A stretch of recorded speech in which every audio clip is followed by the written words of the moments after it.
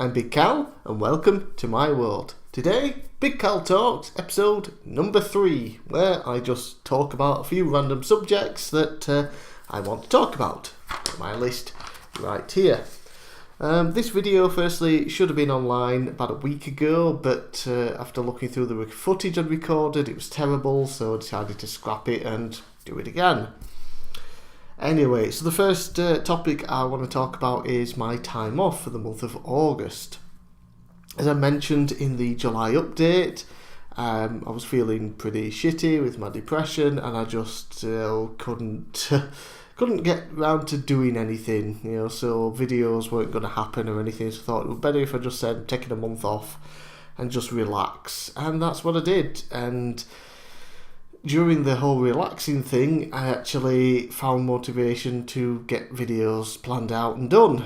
So that was a plus, because there was no stress on me to do it. It wasn't like, oh god, I've got to get this video, scripted, recorded, and edited and uploaded by tomorrow. It's like, ugh. Instead it was, ooh, I might do this video. Okay, cool, that's done. Now just, I've no schedule for it to be uploaded, so it'll just wait and I'll, upload it when I go back to doing videos. And I ended up planning out the entire month of September.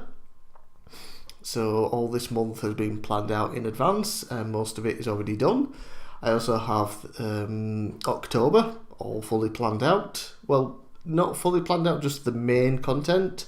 There'll be other bits and pieces that I do as and when I can, such as another Big Cal Talks maybe, if I have some subjects to talk about.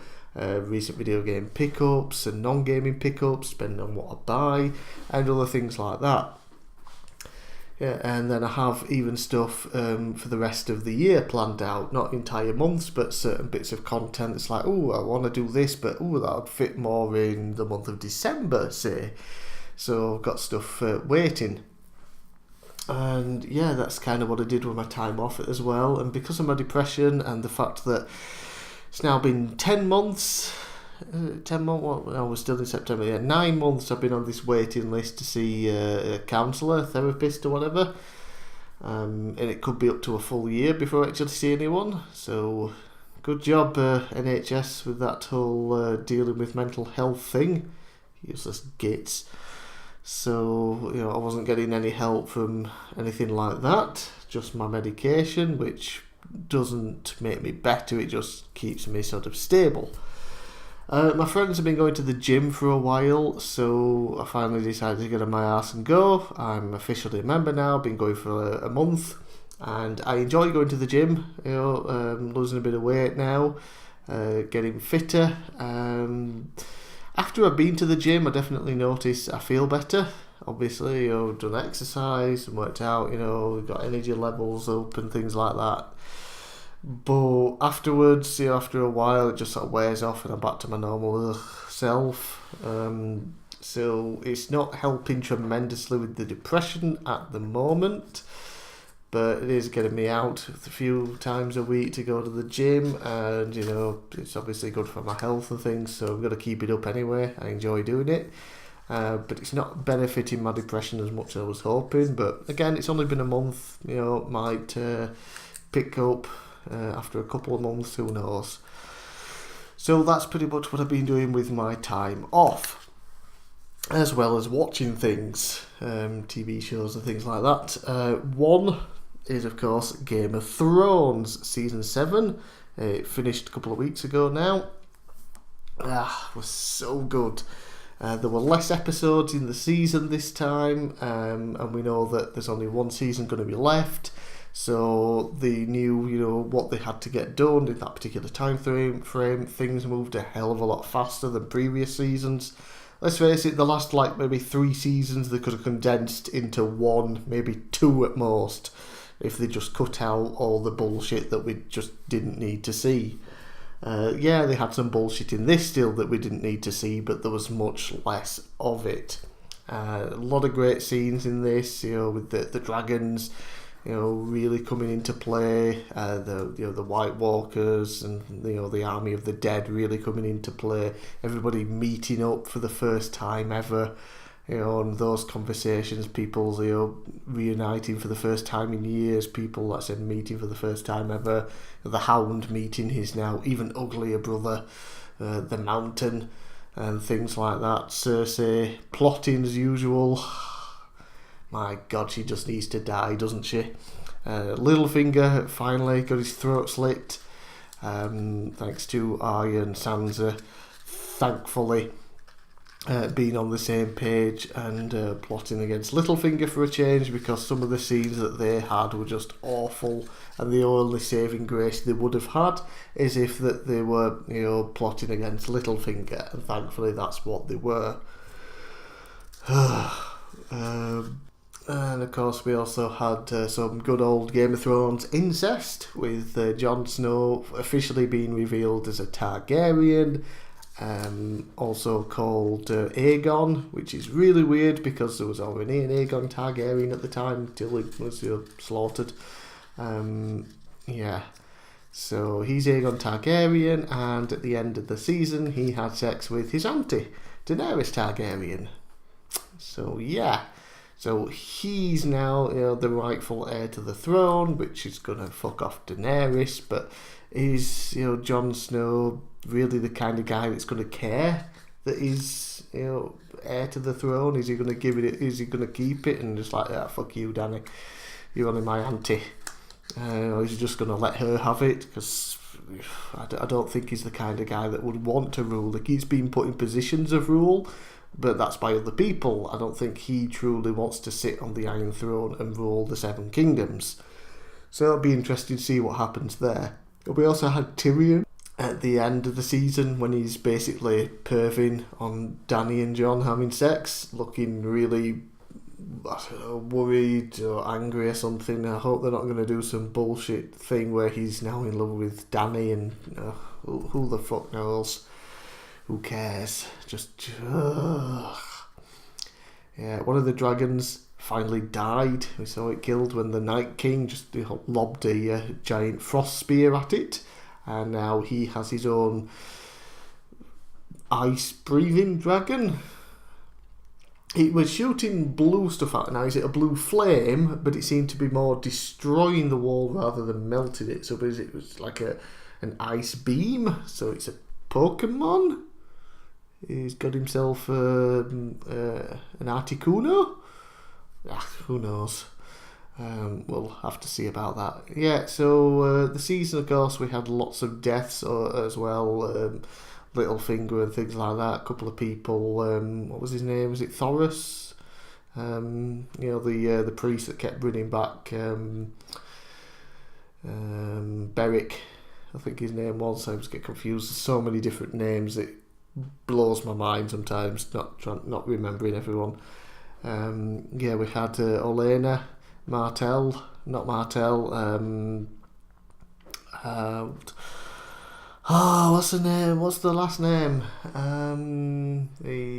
Tyrell, not Martell. Yeah, Olenna Tyrell died, and as soon as she found out that the poison wasn't going to hurt, she just drank it. It's like, oh yeah, by the way, I killed your kid. Yeah. So that was kind of awesome. We had, of course, lots of little wars between Tyrion and his brother and sister, with them getting the better of him quite a few times, until, of course, Dany showed up with her dragon and burnt the fuck out of most of the Lannister army, and then killed the Tarleys. Yay! So a pretty hectic season, really, really good for the most part. I thoroughly enjoyed it, and there's a lot of people out there who's like, oh, this isn't very good, oh, that's not very good, oh, these characters are different from the books. Oh, shut the fuck up. If you're so interested in the books, wait for him to finally release them and ignore the show and stop bitching about it. Or watch the show and just enjoy it for what the fuck it is. Okay? Is that okay? Yeah, dickheads. So the only bad thing now is that we might have to wait like a year and a half or something till the next season. Like, what the fuck? It's bad enough when we used to have to wait a year, but now I'm like, over? Oh, why are they doing this to us? Bastards.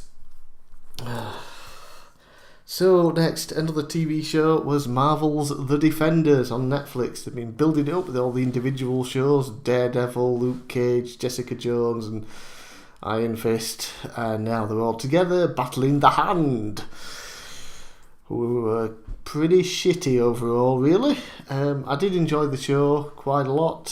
Fight scenes were really good, mainly because they were sort of more the Daredevil style than the Iron Fist style.